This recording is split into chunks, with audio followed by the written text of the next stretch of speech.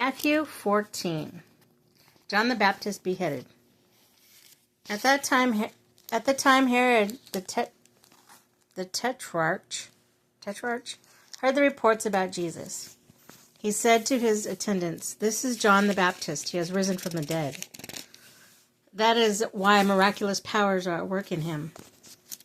Now Herod had arrested John and bound him and put him in prison because of Herodias, his brother Philip's wife. For John had been saying to him, "It is not lawful for you to have her."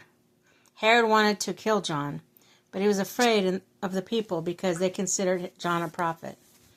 On Herod's birthday, the daughter of Herodias danced for the guests, and it pleased Herod so much that he promised with an oath to give her whatever she asked. Prompted by her mother, she said, "Give me here on a platter the head of John the Baptist." The king was distressed, but because of his oath and his dinner guests, he ordered that her request be granted, and had John beheaded in the prison. His head was brought in on a platter and given to the girl, who carried it to her mother. John's disciples came and took his body and buried it. Then they went and told Jesus. Jesus feeds the 5,000. When Jesus heard what had happened, he withdrew by boat privately in a solitary place. Hearing of this, the crowds followed him on foot from the towns. When Jesus landed, he saw the large crowd and had compassion on them and healed the sick. Even as evening approached, the disciples came to him and said, "This is a remote place. It is already getting late. Send the crowds away so they can go to the villages and buy themselves some food." Jesus replied, "They do not need to go away. You give them something to eat."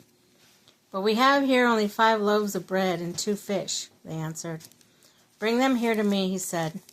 And he directed the people to sit down on the grass. Taking the 5 loaves and 2 fish and looking up to heaven, he gave thanks and broke the loaves. Then he gave them to the disciples, and the disciples gave them to the people. They all ate and were satisfied.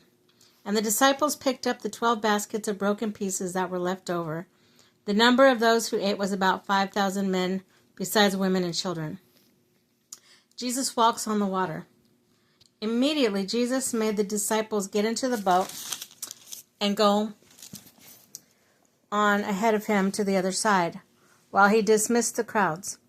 After he had dismissed them, he went up on a mountainside by himself to pray. Later that night, he was there alone, and the boat was already a considerable distance from land, buffeted by the waves because the wind was against it.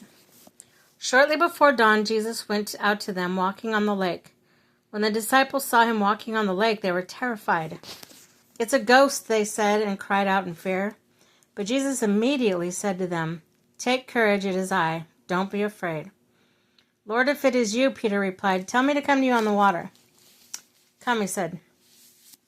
Then Peter got out of the boat, walked on the water, came toward Jesus, but when he saw the wind, he was afraid and began to sink, and cried out, "Lord, save me."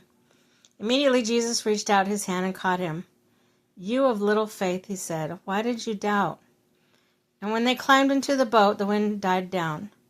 Then those who were in the boat worshipped him, saying, "Truly you are the Son of God." When they had crossed over, they landed at Gennesaret. And when the men of that place recognized Jesus, they sent word to all the surrounding country. People brought all their sick to him and begged him to let them just touch the edge of his cloak, and all who touched it were healed.